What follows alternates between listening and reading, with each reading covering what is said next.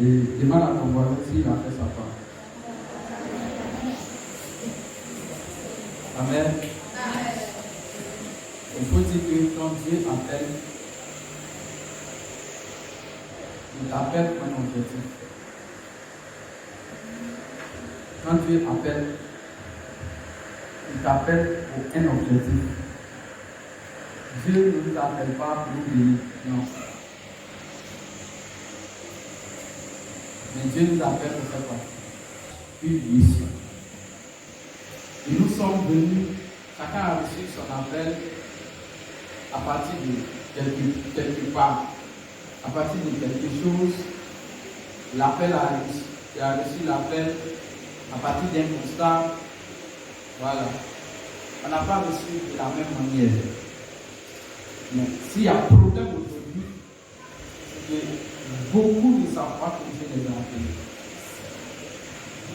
Le véritable problème, vous savez, nous les enfants de Dieu, pour ne pas être chrétiens,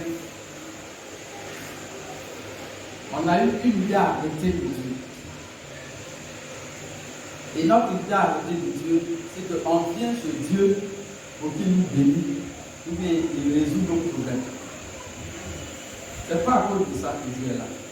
Dis à ton voisin, ce n'est pas à cause de ça que Dieu est là.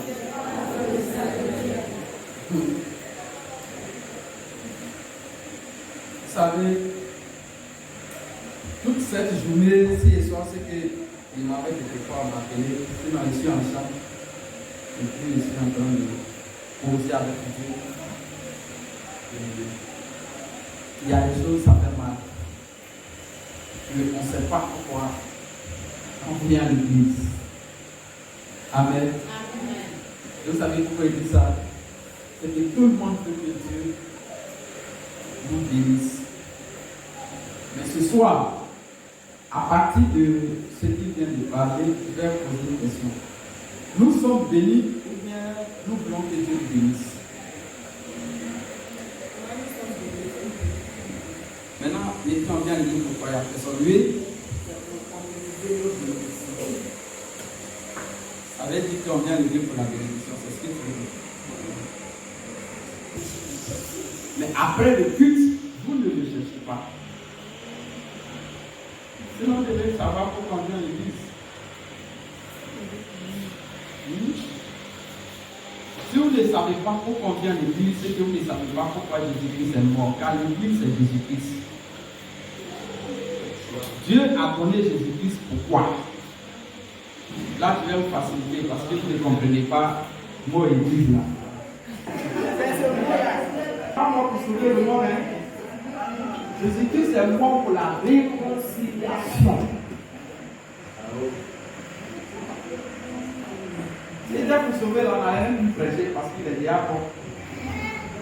Mais il est mort pour nous réconcilier.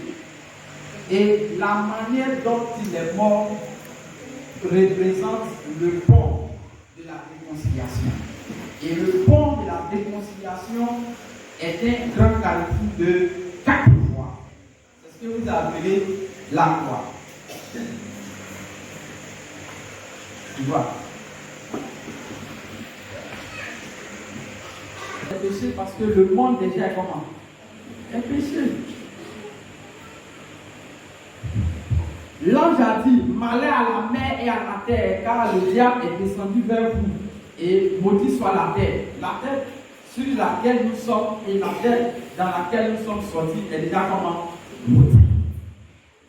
Donc, ce n'est pas toi et moi notre prière là qui a changé quelque chose. Mais, Dieu regarde une seule personne, qui? Jésus-Christ, qui a accepté de mourir, afin que par lui, nous soyons réconciliés. Avec qui? Avec le Père. Amen. Amen. Et quand nous sommes dans le monde, et quand nous sommes dans le monde, nous formons un mélange. C'est pourquoi nous regroupons quelque part pour dire au Seigneur que nous là, c'est nous on a décidé de faire quoi? De te suivre. Nous on ne peut pas être comme s'ils sont là-bas là. À quoi ils sont venus ici? Allez dans ta poche. Est-ce que Dieu il est énervé pour ça? Donc, d'où viennent nos problèmes? D'où viennent nos problèmes? C'est nous-mêmes. Tous les soucis qu'on vit dedans, c'est nous-mêmes. Toutes les difficultés, c'est nous-mêmes. Donc, il faut que les choses soient claires. Parce que nous, on vient écouter la parole de Dieu. Nous-mêmes, là, on ne comprend pas. Et c'est à cause du fait qu'on ne comprend pas que les mondains aussi, eux, ils refusent même de venir à l'église. Parce qu'ils disent, ceux qui vont là, il y a rien à changer en fait. Amen. Vous n'avez jamais vu un mondain qui est marié. Un mondain qui a couché. La Russie, c'est ça fait l'église.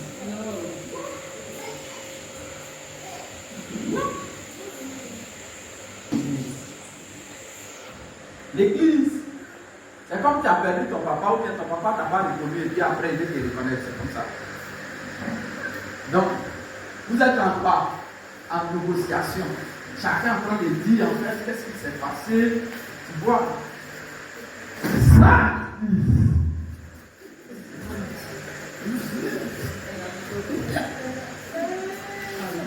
Amen. Et donc, quand il donne le thème, je viens maintenant sur son thème, chacun fait sa part. C'est que Dieu, il lance Jésus-Christ comme l'échelle, comme sa main. Dieu d'abord tend sa main. Et est-ce que toi, tu es prêt pour attraper ça?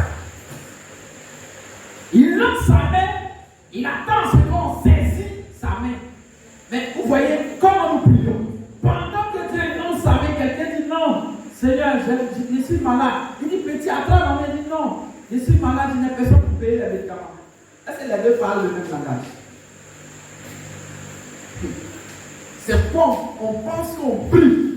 On est fait exaucer parce qu'on ne parle pas le même langage avec Dieu. On ne regarde pas dans la même vision que Dieu. Dieu tend sa main pour que tu attrapes. Il dit, fais l'effort, attrape ma main que je tends. Attrape ça, tu dis non, je ne suis pas marié. Est-ce qu'il t'a demandé si tu es marié?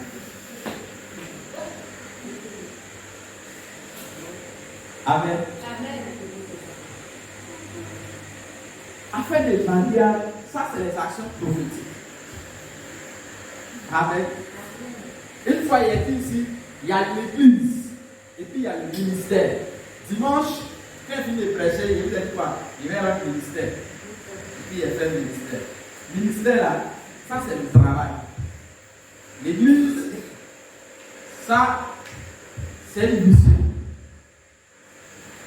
Tu vois? On m'a chargé de venir annoncer quoi? La bonne nouvelle. Donc c'est ça qu'il annonce. Habite ça là c'est comme ça, pantalon ça là c'est comme ça. Demain je dis allez-y au marché, vous allez voir. Mais tel qu'il parle là, si tu viens vérifier, il faut que tu fasses quoi? Il faut payer d'abord. Quand tu n'as pas comme Jésus, tu dis non, je ne comprends pas. Tu veux comprendre quoi?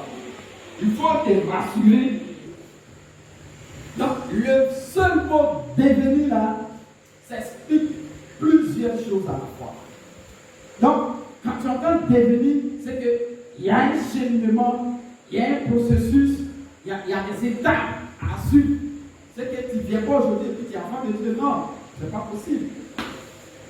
Et beaucoup ne cherchent pas à devenir enfant de Dieu et ils cherchent à que Dieu les bénisse seulement. Et il y a beaucoup de venir à l'église et les gens ont dit, ils ont témoignage, maintenant ils n'ont pas de témoignage. Et l'église là même là, certaines personnes se permettent et disent non, oh, papa, quand il est arrivé, cette là, il était fort, actuellement là, il est plus fort. Il y a des bêtises comme ça.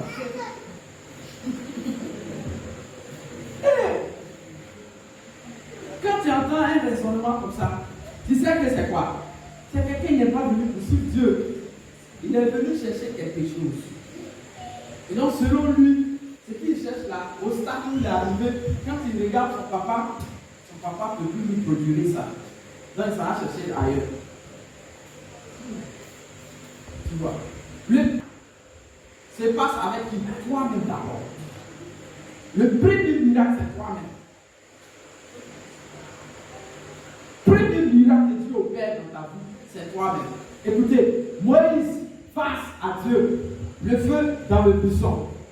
Et le feu est en train de dialoguer avec Moïse. Moïse parle avec la flamme.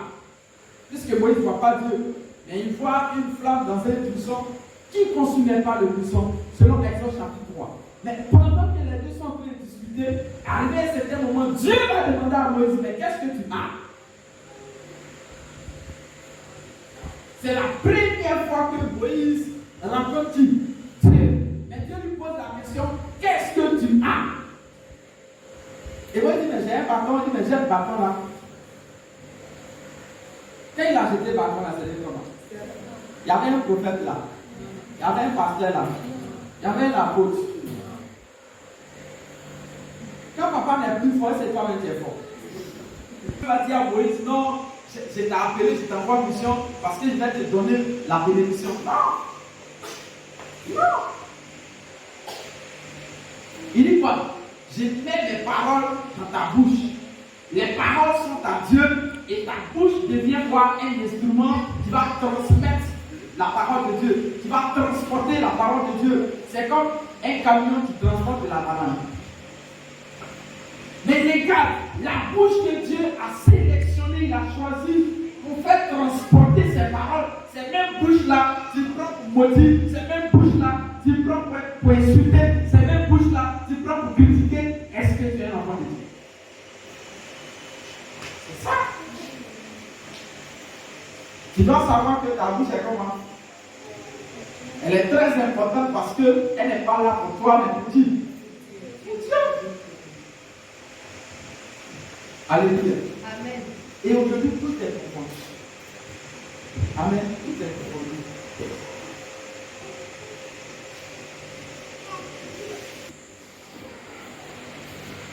Pentecôtiste. Bon, si il y a des églises pentecôtistes, tu vas pas avec les comprendre. Tu vas penser qu'il n'y a pas des églises pentecôtistes. L'église évangélique est l'église qui a proclamé le réveil surnaturel dans le monde entier.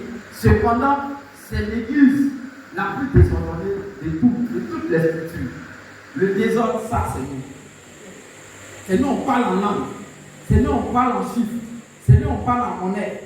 Mais on est désordonné. On ne sait pas comment Dieu là, comment il marche. Une chose que tout le monde veut, que Dieu fait, c'est pour capter tous ceux qui sont occupés ici. Mais pour que tous ceux qui sont occupés ici viennent ici, ça va dépendre de comment on a organisé. Ça va dépendre de comment on a organisé. Oui. Mais chacun vient faire quoi? Chercher savoir. Mais de vous à moi, un bon Dieu qui donne des manques. Et tout le monde a la pensée d'aller cueillir la mangue pour manger, cueillir la mangue pour manger, cueillir la mangue pour manger, sans que quelqu'un ne pense à entretenir le manguier. Vous pensez que ce manguier-là va nous nourrir pendant combien de temps? Ça va nous nourrir pendant combien de temps? Donc c'est nous-mêmes on fait que on paie la présence de Dieu. Parce que quand on a la présence de Dieu, on ne sait pas comment la garder, on ne sait pas comment l'entretenir pour que ça soit de l'avantage pour nous, pour profiter jusqu'à un nouvel ordre. On ne peut pas. C'est ça notre problème. Alléluia. Pourtant, on dit on est venu, nous sommes enfants. Si on est enfant de Dieu, on ne va pas laisser notre papa Dieu venir placer les chaises. On ne va pas laisser notre papa manger le fruit dans le jardin. Et ensuite, elle a donné à Adam. Adam a mangé le fruit. Il n'y a pas de problème. Je vous assure, il n'y a pas de problème. Lorsqu'il est donc venu de manger le fruit, il n'y avait pas de problème. Donc, il n'y avait même pas de problème. Comment le problème est venu? Tu vas me dire comment le problème? Quand ils sont partis se cacher, Dieu savait qu'ils sont déjà cachés, il n'y a pas de problème. Mais maintenant, Dieu lui demande, mais tu es où? Dis simplement, je suis là. C'est lui qui va expliquer à Dieu que lui, il allait se cacher. Ah, mais Dieu, il ne sait pas pourquoi tu t'es caché. Alors, il pose la question maintenant, mais pourquoi tu es caché? Tu vois? Donc, c'est l'homme